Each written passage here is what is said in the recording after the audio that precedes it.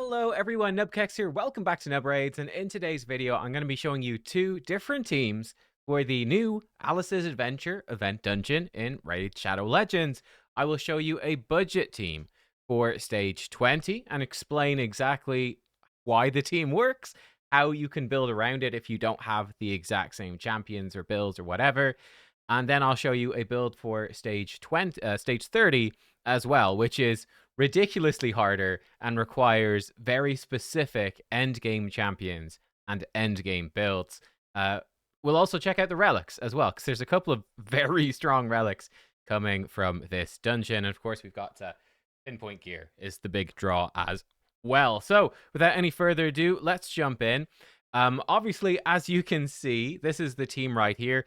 We have clearly a lot of empowered champions. Now, there's no way for me to unempower champions. So what I did was I took off some of their gear, and we'll also explain what to do if, again, if you don't have these exact champions, I will suggest replacements. The strategy is very simple. We'll look at the boss. First, Queen of Hearts. First of all, this is, I think, the first time I'm showing her on the channel. She is actually a champion. So much like Odin, the champion was the boss of the Asgard Divide event dungeon. The Queen of Hearts is the boss of the Alice's Adventure event dungeon, but she is a champion and probably a chase champion. I think she's, having thought about her more and having fought against this boss and tried her a bit myself in Arena on the test server, I do have to say, I think she's not as good as Odin. Maybe I'm wrong about that. So the main issue is this True Fear is not as consistent as his stun.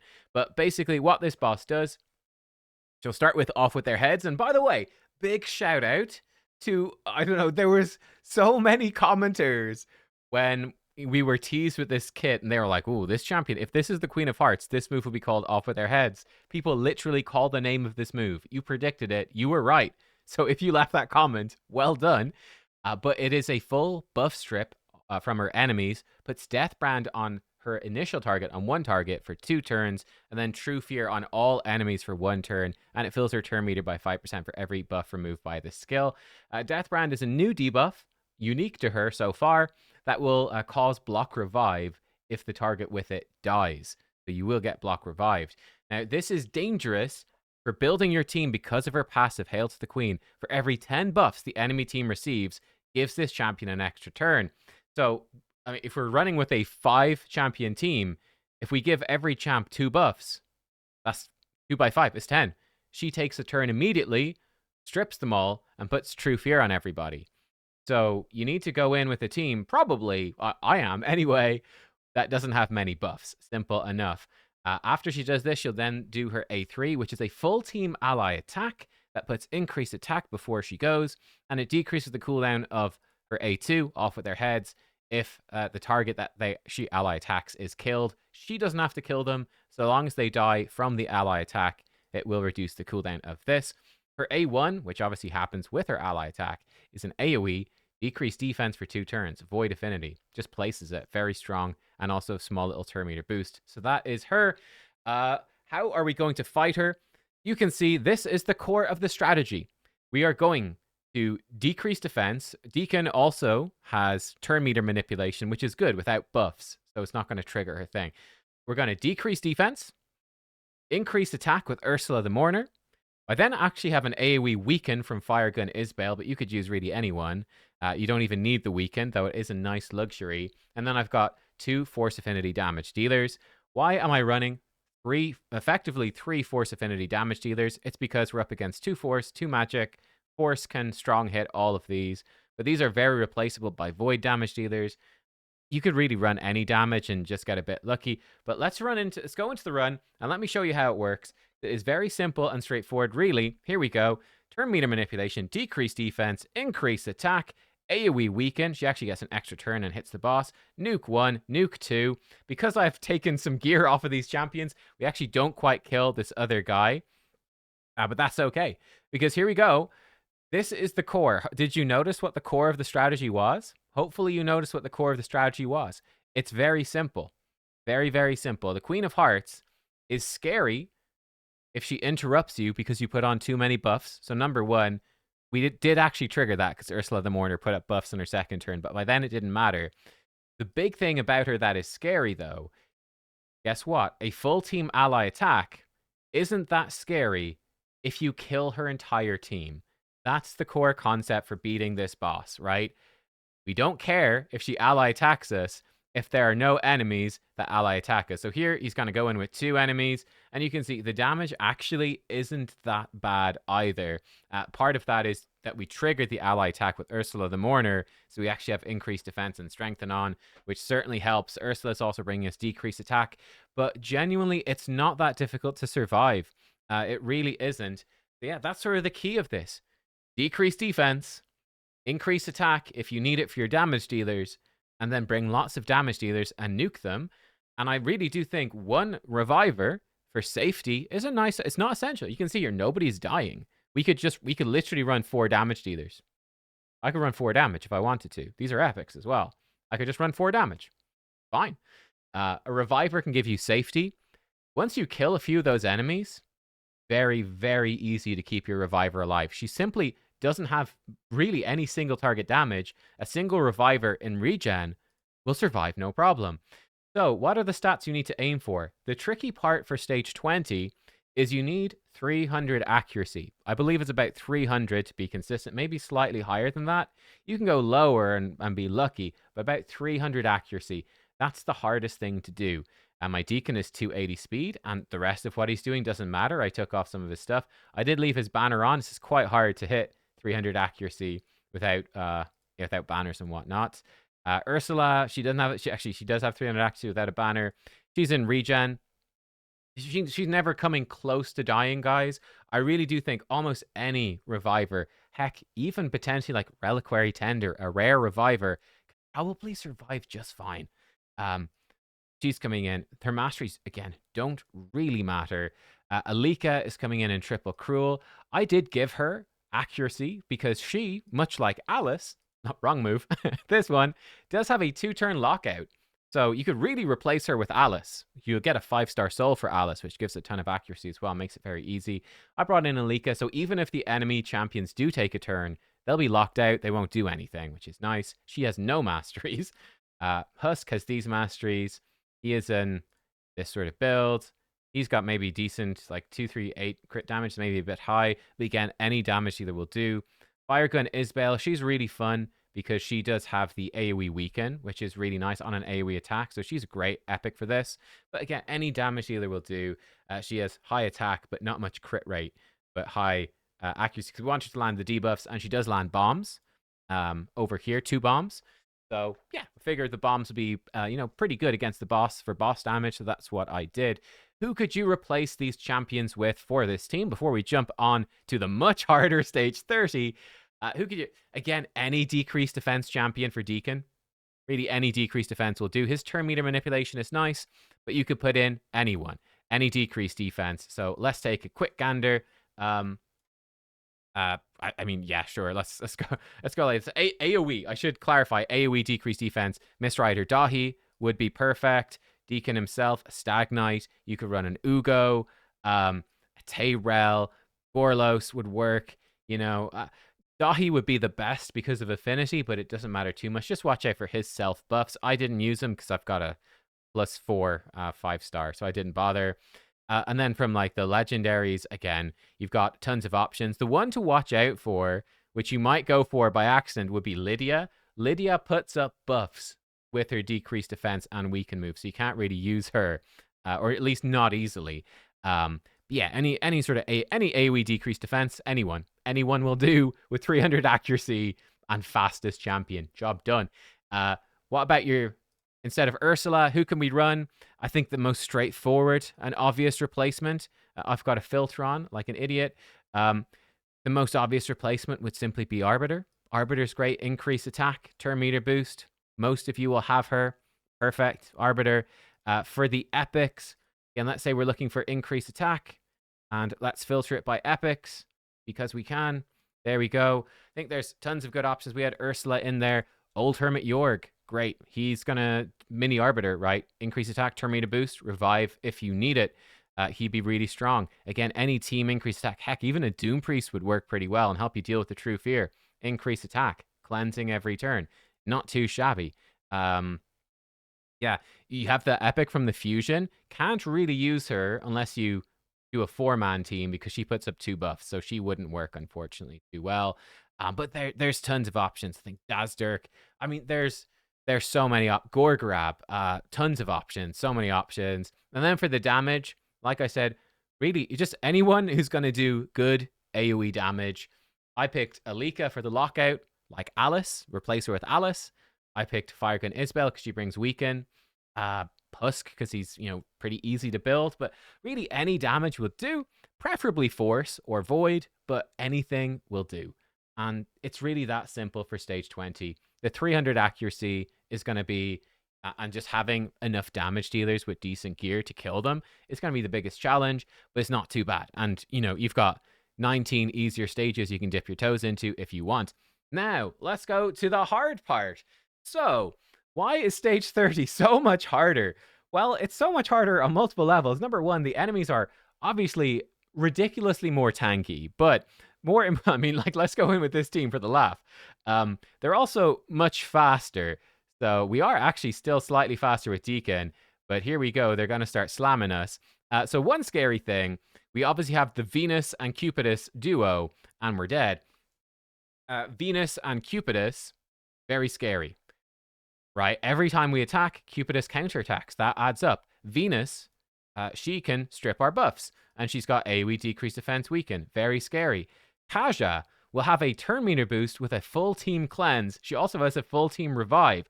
Very scary. And Timid, you know what? Timid is actually terrifying for this fight. Number one, because his HP is so high, he actually does crazy damage. He strips your buffs. Then he gets an extra turn because Kaja is there. Then he smacks you again with True Fear. Also, he combos extremely well at Queen of Hearts.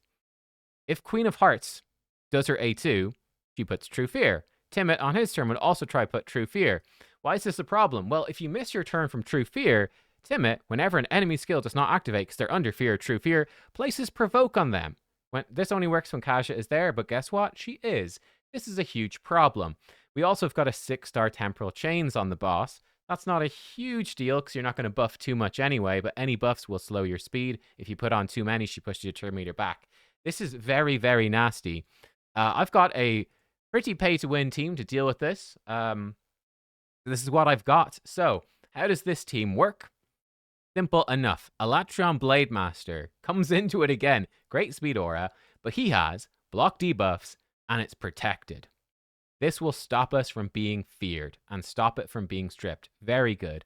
Then we've got Gurgo, who is an AoE freeze, then an AoE decreased defense. We want the decreased defense to damage the boss, and the freeze will stop these 4 jokers from doing anything. And we've got 2 enemy max HP champions to nuke the boss, and then we've got Kaimar to reset. Let's go in. Let's see how it goes. I have found this. I'm always scared to say this will definitely work because, when you record, it's going to go wrong. I have found this team, though, to be very consistent. Hopefully, I will not eat my words here for some reason. But here we go. The boss tries to remove our buffs. She can't do it. We reset. We freeze. We lock him down again. And we nuke. And we nuke. And bada bing, bada boom. 19 seconds. Bye-bye, boss. It's that easy. That easy. Now, the problem with this, I'm very curious what other teams people will come up with. I think it's very, very hard to replicate this. Like, the buff strip of True Fear, I mean, you could run like a 9-piece protection Sifi. Like, how do you replace this? You could run 9-piece protection Sifi and hope the protection set protects the block debuffs. And then she has the 50-50. Yeah, 50-50 to remove fear. So, Sifi is probably your best replacement, but again, that's not exactly a budget replacement to Alatreon. I mean, any block debuff champion or protection set, but you've got only a 75% chance for the buff to be protected. So it becomes quite difficult to guarantee your team is 100% and that it won't get messed up by the buff strip and True Fear. That being said, I kind of felt like Alatreon was maybe going to be a must use champion for Odin when he was in the event dungeon, and we ended up not actually needing him. So maybe you don't actually need him, but I found him to be very helpful for this particular one. Gurgo is great because it's crowd control with decreased defense. Odin would be a brilliant substitute, AoE, decrease defense, and stun, and buff strip. Brilliant, fantastic. There's not too many other champions, though. Like, none are really springing to mind that would work exactly the same, which is tricky. For reset, almost any of the reset champs, not Renegade. She can't reset Newt. But if you're running, heck, if you had a Crizia, I think for the enemy max AP, let's touch on that first. Marius, Newt are perfect because triple hit. I think Newt's actually the best. He has the highest multipliers. So Newt is perfect. Marius is good. A Crizia would work. Wallmaster, Atharion. You basically need like 5 enemy max HP hits and then reset and go again. You could maybe get away with 4 with some really good gear and Soul Reap and stuff, but it's a little bit risky. Depends on the rest of your champs. But yeah, I think you could easily replace one of these with Wallmaster or a Crizia or whatever. Any double hit enemy max HP will work. And then you just need a reset champ that can reset them. So a Crizia and Marius can actually be reset by a Renegade. That could work. That could actually work pretty well. Or obviously anyone, all the other reset champs are stronger. They will work with Newt, who needs a 3-turn at least reset. Maybe something you could try, I don't know, would be a shield set. And then when he puts on this buff, I'm guessing that would count 5 buffs from the shield and then 5 buffs from block debuffs. That's 10, and she would take a turn. Maybe that would work. You could maybe do some sneaky stuff to manipulate her when she's doing her buff strip and stuff. I don't know. But look, this is the team that I found worked for me. And this is the team that I will use because, well, I think it's extremely good. Here we might have a bit of a failure. Let's see what happens. Marius actually did his... Wait, what happened there? Did I change something? Marius did his A2. He's supposed to have that disabled. Oh, dear. Oh, no. It totally went wrong. Here's me saying, this is what I said. Things could go wrong. Why is Marius doing his thing? Did I change the team? Oh, I did change. Oh, I changed the... okay. I built the team fine. The team's fine. I turned off the preset by messing with champions. But still, I do think where this can go wrong is like Kaja resisting the freeze, and then she can cleanse people. That genuinely might make it mess up. So I'm not sure if this is 100%. I mean, it's going to be pretty close, but I don't think it's 100%. Specifically, really, because of Kaja. Now, we don't really mind. If anyone else takes a turn, they won't have enough damage to kill us. So we're fine. Also, something that seems to be bugged to me. So we come in. Look at this. We have 2 buffs. 2 out of 8. All right. Leave it going. Okay. There's another 5 buffs. We are now up to 7 buffs out of 10. 7 buffs out of 10. 3 more buffs, and she should take a turn, right? He's going to go in. Blasted Bash.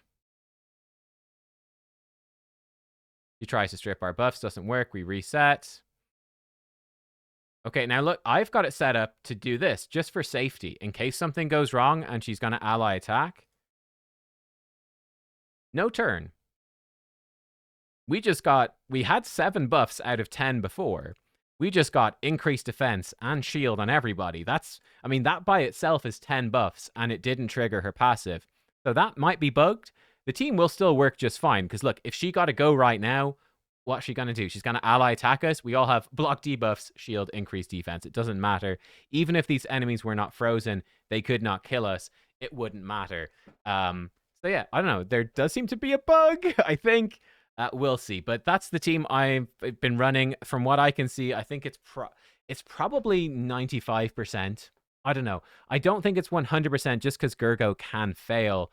I'm not sure what you do. I mean, maybe potentially just build crazy speeds on champions, or if you got crazier gear. I don't know. But this is what worked for me, and it seems very good, frankly. So we'll see.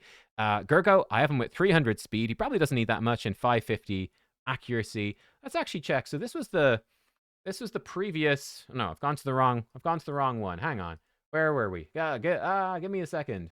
Yeah, so these were the stats for the previous event dungeon. So Odin on stage 20, again, you needed about 300 accuracy to debuff, which is what I aimed for, and it worked really well. For stage 30, again, you needed about 500, 525 resistance. I'm expecting it's about the same, and that's difficult. So I've got Gergo with 548 accuracy, 300 speed. How fast was Odin? I'm guessing that this boss will be probably a similar sort of speed, like 260, 270-ish. But again, watch out because the blessings can interrupt your speed tune and stuff. So maybe you could be slower. I do think that over 500 accuracy is kind of essential, though. So he's in pinpoint. Doesn't really matter for this. He's got Nature's Wrath. I probably should give him Eagle Eye to be more consistent. I've just sort of switched a damage Gurgo into more accuracy gear. Newt. Newt is fast, 284. Again, probably doesn't need to be that fast. Doesn't have that much crit damage, but it works just fine. Marius is in Slayer, 9-piece Slayer, and like so. Oh, he actually has Aspect of Siroth on. I forgot about that on the test server. Probably won't make too much. He does have this 10% more damage to bosses. I don't think it makes a big difference for this run. But yeah, Kymar, he just needs to be the slowest. I don't think his speed particularly matters so long as he is the slowest champion to reset people. Again, like that might be where I don't know, you might go in with like a speed booster and have everyone fast and like a really fast Kymar and reset and try to speed boost and just get 2 turns before the boss does much. I don't know if that's even possible. His masteries don't matter. His gear really doesn't matter. Just make him the slowest and he resets and job done. And then for Alatreon, I put him at 9-piece protection for the extra damage. His buffs are protected anyway. So I think you can really gear him with anything. I have him the second fastest so that he just gets the block debuffs up and it's consistent. I mean, he just needs to go before the boss. He could be slower. I don't think it super matters. I figured I wanted him quick so that he could get the increased defense and shield up ASAP. So that's where my theory was. I think this is important with Gurgo. Because Gurgo takes an extra turn on his A2, you cannot have Alatreon faster than him, or Gurgo will outrun the block debuffs and get true feared, and that's bad. The theory of my comp was Gurgo goes first, then he gets the block debuffs and he's good, and it means when we come around, when we get reset, Gurgo can then freeze them, and then in theory, Alatreon is supposed to trigger the ally attack with his A2, and sure, they're probably frozen by Gurgo if they've got resisted. If we're unlucky, well, we've triggered the ally attack at the perfect moment and we should be fine. That's the theory, though as you saw, it didn't. I think it's bugged. I don't know. I don't really know what's happening. He has these masteries. Again, I don't think they matter, but that's the team. Yeah, like I said, any good reset champ would work. Any good enemy max HP champs at multiple hits and good multipliers will work. Gurgo, I feel like, is tricky to replace, though. And so is Alatreon, and you can't even get this champ anymore. So that's tough. I'm curious what other people will come up with. That is my team. That's the event dungeon, stage 20 and stage 30. 2 good speed farming teams. The more mid-game one, and then the end game one. Again, this stage 30 is ridiculously hard. If you can't build pretty much these like top, I mean, I'm sure there's going to be other types of teams, but it's ridiculously hard. Let's be real. So yeah, definitely watch out for that. But you can easily farm stage 20 and get pretty darn good results. I actually think Marius could probably kill, if it's player proxy killer right there, and we might get like an 18-second run or something. But there we go. Those are the teams. Let me know what you think. Let me know what teams you are going to try. Or if the dungeon is live, probably around the time you're watching this. If you've got a better team, let me know. I'd be really curious. But there we go. 2 teams, a more accessible team. Endgame team, crazy champs. You see how it works. The more accessible team, just decrease defense, boost up, and just kill her allies. When the ally attack is neutered, she's much easier to deal with. As you saw, like Marius was slamming them on stage 30, they were barely dying. It's very difficult to kill stage 30. That's the new event dungeon. Oh, I should show the relics really fast, because I forgot. We do have 2 new relics. Hatter's Resolve. We've seen this one before, but this one I think will come from a tournament. You get lots of HP, bit of attack, and some crit damage. You do 5% less or you take 5% less damage from enemies whose attack is lower than yours, and you inflict 5% more damage to enemies whose max HP is lower than yours. That goes up to 10% less damage and 5% more damage. This is very good on HP nukers, right? HP nuker, more HP, you do 10% more damage to enemies with lower max HP. Simple enough, straightforward enough. It will be very good on champions who scale on both HP and attack, so you'll be able to get both benefits at the same time. So champions like Rotus the Lost Groom, champions like He-Man. Toshiro isn't an arena champion, but if there was an arena champion like Toshiro who can increase both his attack and HP, kind of like He-Man does, he would be really good as well. So that's sort of what I think this is for. It's got the 2 gem slots, which is quite nice as well. That's definitely appealing. Now, the Cat's Gaze. We know, by the way, this is going to come from a tournament on the event dungeon. The Cat's Gaze, we don't know how you can get this yet. Probably going to be really tough to get, and it's extremely good.